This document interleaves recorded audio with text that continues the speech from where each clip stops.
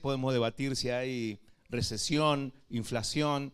Si estudiamos economía, y muchos de nosotros hemos estudiado economía, sabemos que realmente hay una gran pérdida del valor de nuestro dinero o de nuestras monedas que fue variando. Hoy tenemos el peso argentino. Pero tenemos que hacer un paréntesis y pensar sobre el pueblo de Dios. El pueblo de Dios está viviendo la crisis económica no por inflación y esas miteces, sino por causas más profundas. El dinero no alcanza, se va, se esfuma, no es la inflación. Anotá ahí para aquellos que están tomando nota, un problema de corazones, un problema de corazones alejados, de espíritus dormidos, de falta de avivamiento, y de eso quiero hablar. Hay mucha preocupación por uno mismo, el famoso sálvese quien pueda, o ¿qué gano yo con esto? Si voy a hacer, ¿qué gano yo? Ese subjetivismo que hoy nos define. Y hay una gran preocupación por las cosas de Dios. Anotá ahí ego. Es decir, estoy hablando dentro del pueblo de Cristo, estoy hablando dentro del pueblo de Dios, de la iglesia, estamos hablando del ego. Y hay una frase que yo puedo escuchar o que puedo ver en mi espíritu que la mayoría de los cristianos le dicen a Dios: disculpas si no cumplo tus expectativas, Dios, pero mi prioridad es cumplir las mías. Entonces tenemos un pueblo egoísta que no le importa cumplir las expectativas de Dios o las que Dios tiene sobre su pueblo, sino que cada uno está enfocado en sus propias expectativas. Así que nuestro primer punto es la realidad de la crisis económica. Vamos a ir a Ageo, por favor, capítulo 1, versículo 6. Ageo, para aquellos que tienen la Biblia, tenés que venir con tu Biblia y tu anotadora a escuchar la palabra de Dios, porque si no, lo que oigo, olvido. De cada 100 palabras que escuchás, dentro de 48 horas solo te vas a tener una imagen acústica, no te vas a acordar nada. Entonces tenés que tener anotado. Ageo, terminando el Antiguo Testamento, tenés Malaquías, Zacarías, y allí está Ageo. Y dice Ageo, versículo 6, han sembrado mucho, pero cosechado poco. Comen, pero no quedan satisfechos. Beben, pero aún tienen sed. Se abrigan, pero todavía tienen frío. Sus salarios desaparecen como si los echaran en bolsillos llenos de agujeros. Versículo 7. Esto es lo que dice el Señor de los ejércitos celestiales. Miren lo que les está pasando. Entonces la pregunta es, cuando nosotros vemos una crisis global sobre una nación, preguntarnos por qué y para qué está pasando. Aparentemente, en este texto, el pueblo invocaba problemas de pobreza, el hambre, la escasez, la devaluación de la moneda, etc. Pero Dios manda a Ageo, un profeta, y le dice: mediten en sus caminos. Es decir, saca tu conclusión, usa tu inteligencia, usa tu cabeza. Consideren seriamente si ganaron algo con buscar lo propio y abandonar lo de Dios. Y entonces ahí viene la verdadera causa de la crisis económica. O sea, ¿cuál era la verdadera causa de la crisis que estaba azotando al pueblo? En Ageo 1:4 dice: ¿por qué viven ustedes en casas lujosas mientras mi casa permanece en ruinas? Versículo 9. Esperaban cosechas abundantes, pero fueron pobres. Y cuando trajeron la cosecha a su casa, yo la hice desaparecer con un soplo. ¿Por qué? Porque mi casa está en ruinas, dice el Señor de los ejércitos celestiales, mientras ustedes se ocupan de construir sus elegantes casas. Un versículo más, Ageo capítulo 1, versículo 10. Es por causa de ustedes que los cielos retienen el rocío y la tierra no produce cosechas. Yo quiero que te centres en este versículo. Dios les está hablando al pueblo y le dice: no era por causa del ladrón, no era por causa de los políticos corruptos, no era por la mala administración de Macri, de Fernández o del político de turno acá en la Argentina, si lo llevamos a nuestro contexto contemporáneo. Dice: es por causa de ustedes.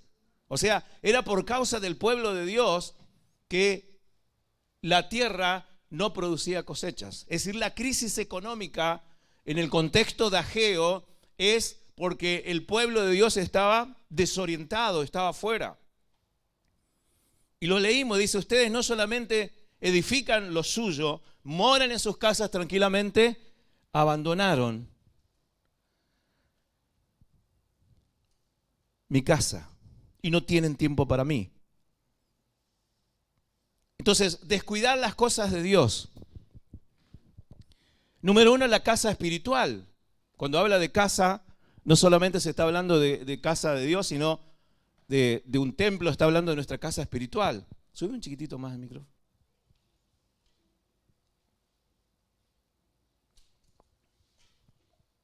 Y habla de la casa de Dios desierta. Pensemos en los que faltaron hoy, domingo, día del Señor, donde inicia la semana, a la reunión, al servicio, a servir a Dios. Pensemos si todos los que estamos acá hacemos lo mismo, pastor, y de ahí para abajo, toda la jerarquía. Si no venimos, la casa va a quedar desierta. Si todos hacemos lo mismo de aquellos que están haciendo, de no venir, de no estar, de no servir, de no orar, de no participar, de no ser parte de una comunidad, de no estudiar la palabra, la casa queda desierta. No se habían negado a construir, sino que ellos habían dicho, no todavía.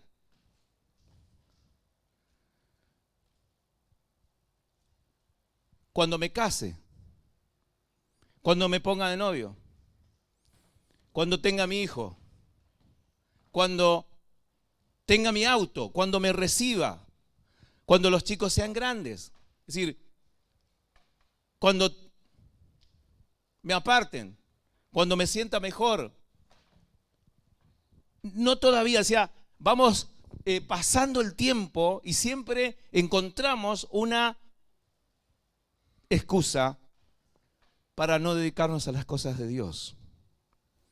Y entonces, al descuidar las cosas de Dios y ocuparnos de nuestra temporalidad, de nuestros asuntos, vamos descuidando la obra de Dios y entonces nos empieza a ir mal.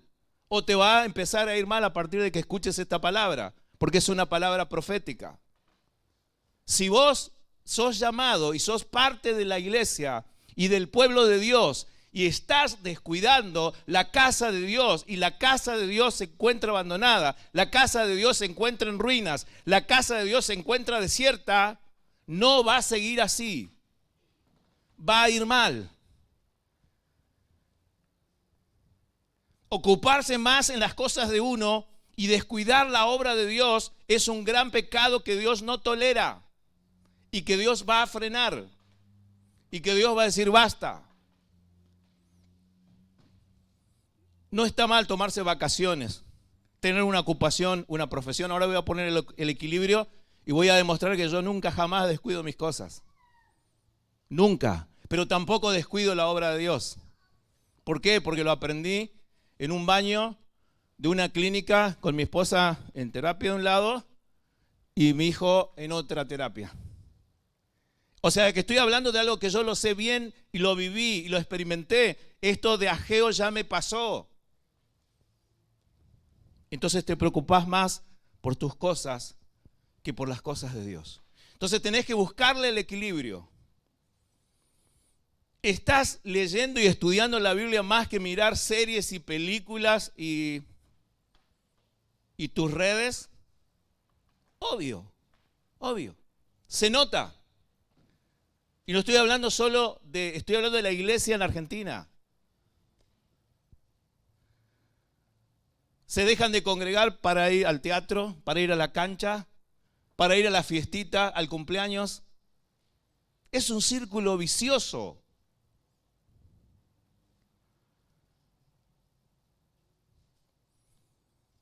Entonces ellos pensaban que tenían que guardar porque había crisis afuera. Y anotalo ahí, en el reino lo que se guarda se funde. En el reino lo que guardas lo vas a perder. ¿Me está maldiciendo, pastor? No. En el reino lo que se da se multiplica.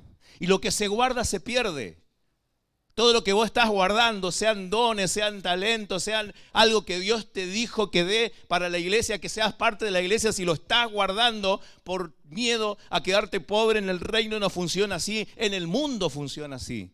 En el mundo hay que guardar, en el mundo hay que atesorar. Pero en el reino de Dios es algo diferente, es algo revolucionario. En el reino de Dios lo que guardás se te funde, lo que guardás lo perdés. Parábola de los talentos. Pero aquello que se da se multiplica. Entonces, los que multiplicamos nuestro ministerio, ¿cómo lo hacemos? Damos. Cuanto más das, más se multiplica. Y si lo guardo, se pierde, se echa a perder, se funde. Y en todo, en las finanzas, en lo que sea. Y Dios les dio pobreza por no haber edificado. Entonces la crisis económica, anotalo ahí, es una respuesta por la apatía hacia la casa de Dios. Te tenían que aumentar y no pasó o no quedó. Te echaron del trabajo. No compraste, o si compraste se rompió. Se va a romper porque es Dios el que te está hablando. No una cuestión de que las cosas se rompen, es una cuestión de que abandonaste la casa de Dios. Es una cuestión que va a salir mal. Entonces, ¿no te parece que algo raro está pasando? No puede ser que siempre haya trabas. Algo Dios te está hablando con las circunstancias. Versículo 10 dice, estoy en Ageo capítulo 1. Es por causa de ustedes que los cielos retienen el rocío y la tierra no produce cosechas. Entonces, volvé a darle la prioridad a Dios. Estoy hablando de la iglesia de Cristo, a los que somos de la iglesia. Verdaderamente, no en una mentalidad ilusoria de que le estoy dando a Dios, cuando en realidad en la práctica no es así. Una enfermedad te está hablando, la crisis económica nos está hablando. Yo creo que la pandemia nos habló a toda la iglesia del mundo. ¿Hemos entendido? ¿O estamos haciendo lo mismo? Y el tonto, ¿saben lo que es un tonto? ¿No? El que hace lo mismo y espera distintos resultados. Y va a seguir haciendo lo mismo y le va a seguir yendo como le está yendo. Un negocio que fracasa te está hablando. Dios te responde a través de lo que te va pasando. Te muestra cómo Él se siente hacia vos. Hasta que llega la palabra profética. Un día se desayuna en que aparece Ageo golpeando la puerta y decirles por culpa de ustedes. No es por culpa de tu vecino, el ocultista, de tu vecindario metido en drogas. No es por culpa de los políticos corruptos, es por la culpa del pueblo de Dios. Y ahí se naturaliza lo que está ocurriendo. Ahí llega la revelación, ahí llega Ageo para mostrar lo que está pasando. Es decir, hay crisis económica, pero Dios dice que la crisis es por causa del pueblo de Dios. ¿Hay palabra profética? No creo. Hay profetas muchos. Pero ¿qué dicen los profetas de hoy? Adelante, campeón, te vas a ir, vas a salir bien, te vas a tener un auto, vas a tener otro auto, te va a ir bien en el negocio. ¡Qué lindo profeta! Yo no encuentro nada de eso en la palabra profética. Eso no sale del corazón de Dios. Esto es palabra profética. Esto es revelación. Ageo diciéndoles al pueblo, la crisis económica es por causa de ustedes.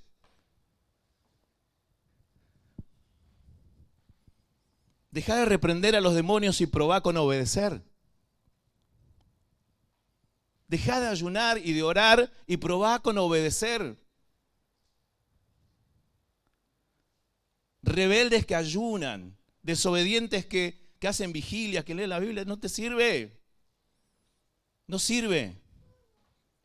¿No escuchaste la prédica? No es religión, es relación.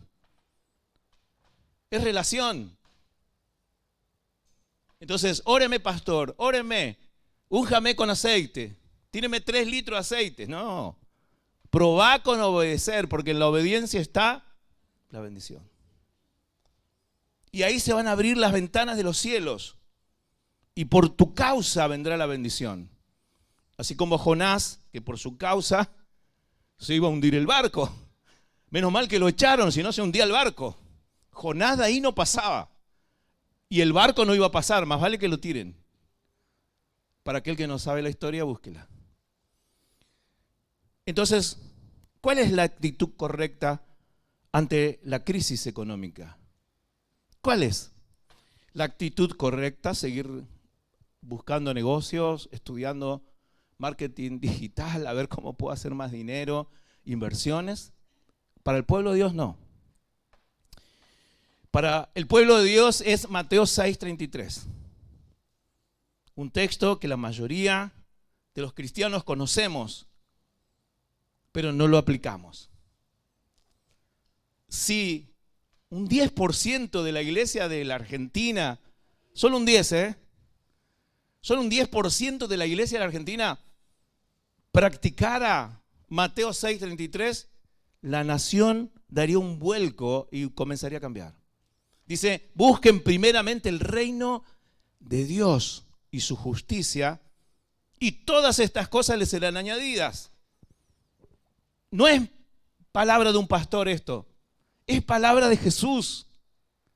Jesús instala dos niveles o dos categorías de cosas, la del reino de Dios y su justicia y las demás cosas. Entonces, ¿nosotros qué hacemos?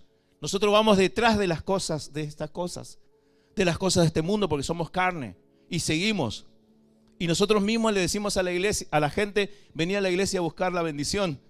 Y la gente no tiene que venir a buscar la bendición, que son las demás cosas. Porque cuando le decimos bendición, la gente piensa en sus cosas. Tiene que venir a buscar a Dios.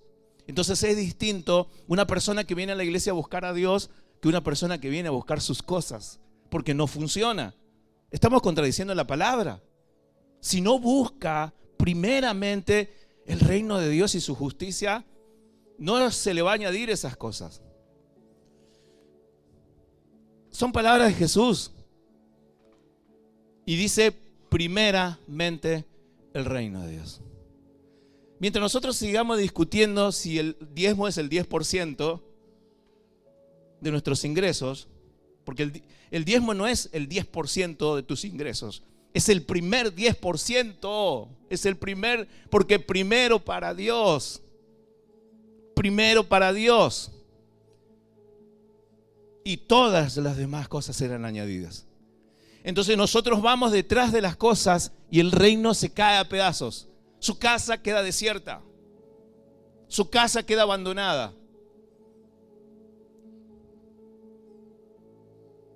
Y es un juicio de Dios. Yo creo que los pastores y los predicadores que no predican la revelación es un juicio de Dios.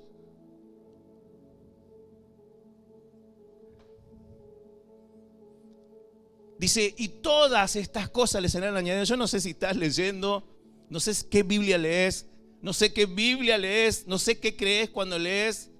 Dice, busquen primeramente, este es un principio de revolución. Y todas las demás cosas serán añadidas. El concepto del Antiguo Testamento dice, el bien y la misericordia te seguirán todos los días de tu vida. Saben que yo tengo tan claro esto que cuando estoy buscando primeramente el reino de Dios y su justicia, voy mirando para atrás a ver cuándo me llega la misericordia, cuándo me llega la bendición. Te seguirán todos los días de tu vida. Y ahí es algo milagroso, es algo sobrenatural, algo que es por fe, la fe te diferencia. Cuando vos buscas el reino de Dios, Dios acomoda tus cosas. Dios se encarga de tus enemigos. Dios se encarga de tus debilidades. Dios se encarga de tus bloqueos. Pero la triste realidad es que no estamos buscando.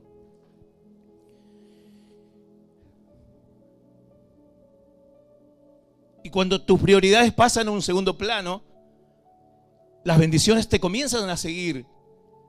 Y todo lo demás es añadido. Y de pronto hay bendición. De pronto nos damos cuenta que el reino de Dios paga más. Las horas extras en el reino de Dios paga más. Las horas, el tiempo, el esfuerzo, el dinero que se da se multiplica. Y todo lo que guardás se funde. Se echa a perder. En el reino funciona así. No tengas miedo que por ocuparte de las cosas del Señor te vas a empobrecer. No, vas a prosperar. Vas a conocer a la persona correcta va a funcionar tus finanzas, vas a salir de tus deudas. Dios va a hacer, Dios se va a encargar de añadir todas estas cosas. Ahora, ¿cómo termina la historia de Ageo? Ageo 1:14. Dice, y esta es la palabra, cuando ellos escuchan al profeta dándole semejante palabra, diciendo la crisis económica no es por causa de los políticos, la crisis económica no es por falta de un efecto de la naturaleza, no, la causa es porque el pueblo de Dios abandonó la casa. Cuando escuchan la palabra, dice, despertó Jehová el espíritu de Zorobabel, hijo de Salatiel, gobernador de Judá. Cuando escucha la palabra profética, el gobernador, el líder político, es sacudido por el Espíritu de Dios. Dice que su espíritu se despierta. Y el espíritu de Josué, no el conquistador, sino el sacerdote, el hijo de Josadac, también se despertó el espíritu del sacerdote. Y mira lo que dice, y el espíritu de todo el resto del pueblo. Y vinieron y trabajaron en la casa de Jehová de los ejércitos, su Dios. Cuando llegó la palabra profética, despertó a los líderes, despertó a los sacerdotes y a todo el pueblo. Eso se llama despertar espiritual, que viene por la revelación. No se enojaron con Ageo, no lo crucificaron a Ageo, no lo apedrearon a Ageo. Su espíritu se despertó. Tuvo un despertar espiritual. Eso es lo que explica y define por qué los pastores de esta iglesia somos como somos. Porque un día nuestro espíritu se despertó. Un día nosotros estábamos también como Zorobabel, dormidos en la obra, hasta que el Espíritu de Dios nos despertó. Estábamos dormidos como Josué el sacerdote y tuvimos ese despertar. Dice, y todo el resto del pueblo. Y vinieron y trabajaron en la casa de Jehová de los ejércitos, su Dios. Dios despertó los corazones dormidos y renovó los deseos de todos de hacer su voluntad. La obra de Dios no se hace con dormidos. La obra de Dios no se hace con gente de corazones dormidos. La obra de Dios no se puede hacer en el espíritu con corazones apartados, corazones alejados, que tienen sus prioridades en otro lado. No nos podemos engañar. No podemos tener obreros que tienen corazones alejados. Necesitamos tener hombres y mujeres que tengan el espíritu despierto para servir a Dios. Así que Zorobabel se despierta en medio de bolsillos rotos, en medio de crisis económica, en medio de hambre. Los animales tenían hambre, no había vegetación, no había lluvia, había sequía. Pero hay un despertar, y cuando hay un despertar espiritual no importa el contexto, no importa la crisis, no importa a cuánto está el dólar, no importa. Lo que importa es que la iglesia se despierte, que el espíritu de la iglesia se despierte. Así que si miraste la casa de Dios y la viste desierta, es para que despiertes tu corazón dormido. El resultado fue que los constructores reiniciaron la obra con gran energía, con pasión, con fervor. ¡Wow! ¡Qué pueblo! Vinieron. Zorobabel dijo, basta, cambio el rumbo, me despierto, me voy a ocupar de la obra de Dios.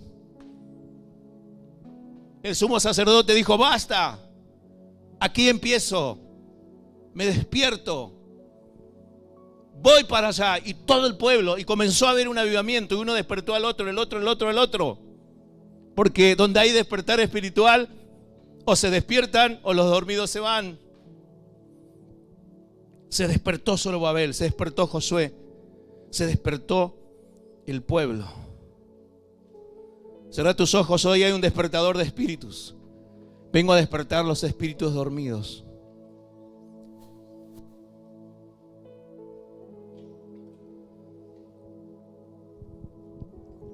Aquellos que no experimentaron jamás un despertar espiritual, que lo haga hoy.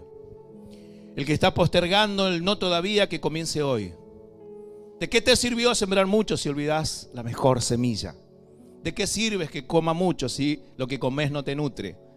¿De qué te sirve trabajar mucho si Dios no edifica la casa? ¿De qué sirve recibir mucho dinero si al final de cuentas tu bolsillo está roto? Renuncia a un corazón dormido, despierta tu espíritu y todo te será de bendición. No hay ningún sustituto para el trabajo en la obra de Dios, en el programa de Dios. Él nos necesita a todos para hacer llegar su amor a cada rincón de este planeta Tierra. En eso estamos. Estamos para adorar a Dios, edificar la iglesia y alcanzar a los perdidos. ¿Cuándo se va a ir esta crisis económica de nuestra nación? Cuando venga un avivamiento. No cuando haya otro cambio de políticos, de gobiernos. No. Esto es palabra profética. La crisis económica saldrá de tu corazón, de tu casa, cuando haya un avivamiento. Comenzá en tu casa, que comienza en tu casa, comenzá en tu matrimonio.